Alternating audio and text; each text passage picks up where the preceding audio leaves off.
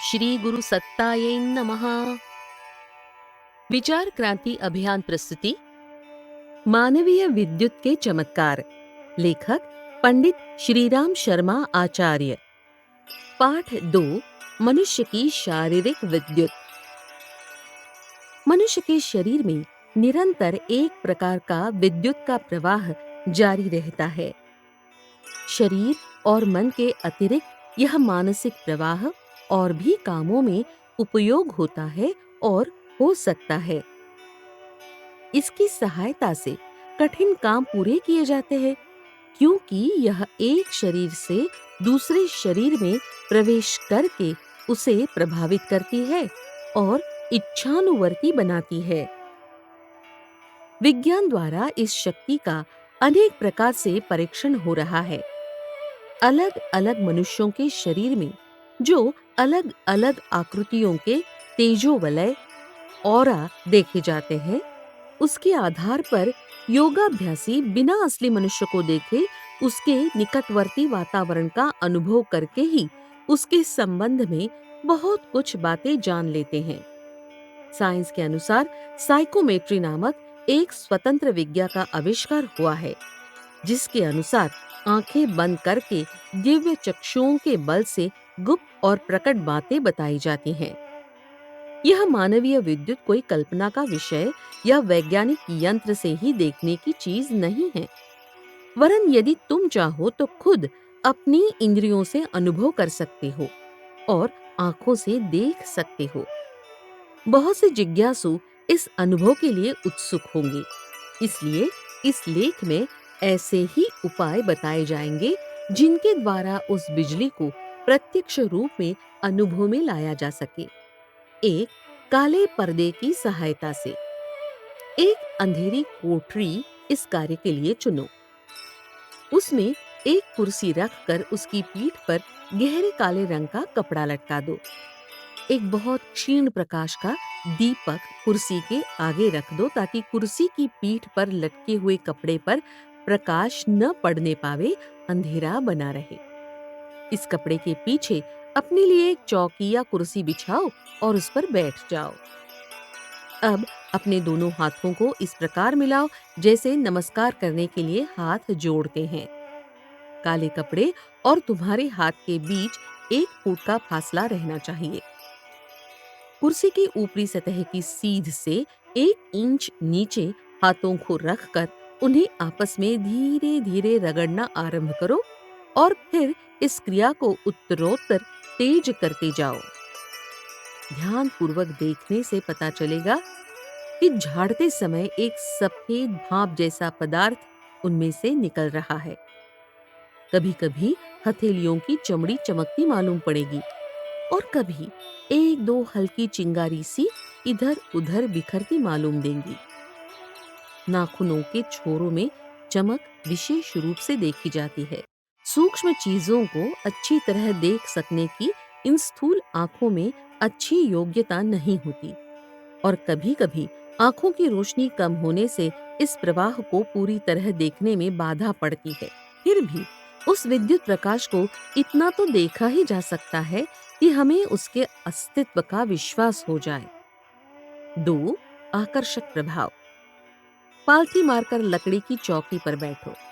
कुर्सी पर बैठना हो तो पांव को लकड़ी के तख्ते पर रखो। जिस चौकी या तख्ते पर बैठे हो उसमें धातु की कोई ऐसी कील लगी हो जो तुम्हारे को छूती हुई जमीन तक पहुंचती हो।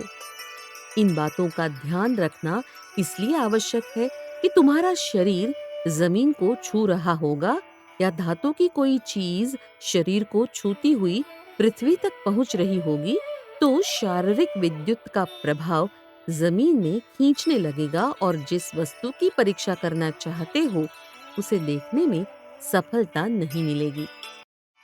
चौकी या कुर्सी पर पांव ऊंचे करके बैठना चाहिए। दोनों हाथों को आपस में इस प्रकार मिलाओ कि हथेलियों और उंगलियों के सिरे आपस में मिल जावे। हथेली के बीच का भाग जरा सा खुला रह सकता है। 1 मिनट तक हथेली और उंगलियों के सिरों को आपस में खूब चिपकाने का प्रयत्न करो।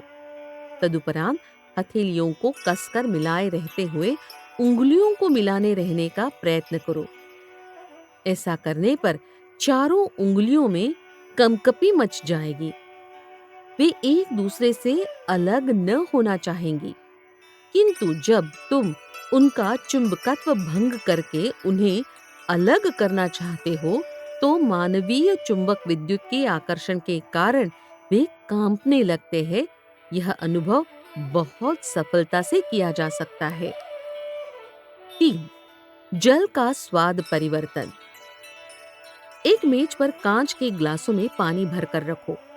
उनमें से एक में अपनी उंगलियां का अग्रभाग 4-5 मिनट तक डुबोए रखो और इच्छा करते रहो कि तुम्हारी विद्युत शक्ति इस पानी में उतर रही है।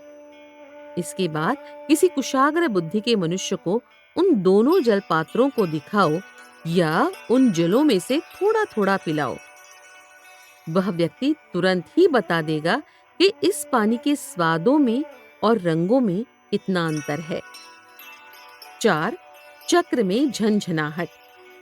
एक गोल मेज के चारों ओर कुर्सियां लगाकर कम से कम 3 और अधिक से अधिक 7 व्यक्ति बैठे। स्थान शांत और क्षीण प्रकाश का हो। एक प्रहर रात्रि जाने के बाद का समय इसके लिए उत्तम है। जब लोग शांत चित्त होकर बैठे और पांव लकड़ी के तख्ते पर रखे, सब लोगों के हाथ आपस में मिलाकर एक चक्र बन जाना चाहिए। बिंदु पर शांत चित्त से दृष्टि की एकाग्रता करने पर एक विद्युत धारा बहने लगेगी और चक्र में बैठने वालों के हाथों में तथा शरीर के अन्य भागों में हल्की झनझनाहट मालूम होने लगेगी। 5. मृत वस्तुओं को जीवित रखना। एक ही समय के टूटे 2 फल या फूल या किसी मृत प्राणी के शरीर लो। एक को परीक्षा के तौर पर किसी दूसरे व्यक्ति के पास छोड़ दो और दूसरे को अपने पास रखो। दूसरा व्यक्ति उसे जहां चाहे वहां रखे। तुम उस वस्तु को अपने पास रखो और थोड़ी थोड़ी देर बाद उस पर जीवन रक्षा की भावना से दृष्टिपात करते रहो। इस प्रकार तुम देखोगे कि साथी की वस्तु सड़ने लगी है, किंतु तुम्हारी वस्तु में सड़ने का जरा भी प्रभावित न होगा। हाँ, यदि दृष्टिपात अधिक तेज हुआ तो सूखने लगेगी। फ्रांस के बोर्डो नगर में इस संबंध में बहुत अन्वेषण हुआ। वहां एक स्त्री ने अपने शरीर में विशेष रूप से आकर्षण पैदा कर लिया था। जिस वस्तु पर दृष्टि डालती वह कदापि न सड़ती। केवल फल फूलों पर ही नहीं, वरन मरे हुए मेंढक, खरगोश, मछली, सुअर आदि की लाशों पर भी यह परीक्षण किया गया। सूक्ष्म दर्शक यंत्रों से हफ्तों उन लाशों की परीक्षा होती रही, पर सड़ने का एक भी चिन्ह उनमें न देखा गया। ऐसी कई सड़ी हुई वस्तुएं उस स्त्री के सामने उपस्थित की गई, जिनमें असंख्य जंतु उत्पन्न हो गए थे। स्त्री ने जब उन पर अपनी तीक्ष्ण दृष्टि डाली तो वे कृमि कुछ ही देर में मर गए। 6. लटकती हुई वस्तु को झुलाना। सुई के छेद में धागा पिरोकर ऊपर छत में इस तरह बांध दो कि सुई बीच में लटकती रहे। उस कमरे में हवा के झोंके न आने पावे, उसका प्रबंध रखो। अब उस सुई से 3 फुट के फासले पर तुम बैठो और उस पर दृष्टि जमाओ। कुछ ही देर में उसमें हरकत होने लगेगी और जिस तरफ चाहोगे वह उसी तरफ हटने व हिलने लगेगी। जलती हुई मोमबत्ती या दीपक की लौ को भी इसी प्रकार मानवीय विद्युत के आधार पर हिलाया झुलाया जा सकता है। 7. जीव जंतुओं पर प्रतिबंध। रामायण में ऐसा उल्लेख है कि लक्ष्मण जी एक रक्षित रेखा खींच कर चले जाते थे और उसके अंदर सीता जी निर्भय होकर बैठी रहती थी। जब रावण सीता को चुराने पहुंचा तो उसका इतना साहस न हुआ कि उस रेखा के अंदर प्रवेश कर सके। अतएव उसे भिक्षुक का रूप बनाकर छल से सीता को रेखा के बाहर बुलाने का षड्यंत्र रचना पड़ा। इस प्रकार की विद्युत रेखाएं हर कोई खींच सकता है। परंतु उनमें असर अपने प्रयोक्ता के बल के अनुसार ही होगा। भूमि पर एक कोयले से कहीं छोटा सा एक गोल घेरा चक्र की तरह खींच दो। खींचते समय उस रेखा में अपनी विद्युतमयी इच्छा का समन्वय कर दो और बैठकर तमाशा देखो। उधर से जो चींटियां या इसी प्रकार के छोटे कीड़े निकलेंगे, उनके लिए यह रेखा जलती हुई बालू के समान होगी। वे रेखा के समीप तक जाएंगे, किंतु उल्टे पांव लौट आएंगे। उसे पार करते उनसे न बन पाएगा। यदि किसी छोटे कीड़े के आसपास ऐसी रेखा खींच दी जाए, तो उससे बाहर न निकल जाएगा और उसी के अंदर ही घुमड़ता रहेगा। जब उसे कोई मार्ग न मिलेगा और अपनी जान हथेली पर रख लेगा, तब उस रेखा को पार करने को उद्युत होगा। जब वह पार करेगा तो उसे बड़ा कष्ट होगा और निकलने के बाद ध्यान पूर्वक देखने से वह पीड़ित या पागल की तरह बेचैन दिखाई देगा। 8. फोटो खींचना। फोटो खींचने के अच्छे प्लेट आते हैं। वे आंखों की अपेक्षा अधिक स्पष्ट अनुभव कर सकते हैं। किसी ऐसे अंधेरे कमरे में जाओ जिसमें बाहर का प्रकाश बिल्कुल न पहुंचता हो और जिसमें प्लेट पर बाहरी प्रकाश लग जाने की आशंका न हो। उस कमरे में जाकर एक फोटो का प्लेट खोलो और 2 मिनट तक उस पर अपने हाथ का पंजा रखे रहो। बाद में प्लेट को सावधानी से ढककर फोटोग्राफर से धुलवाओ।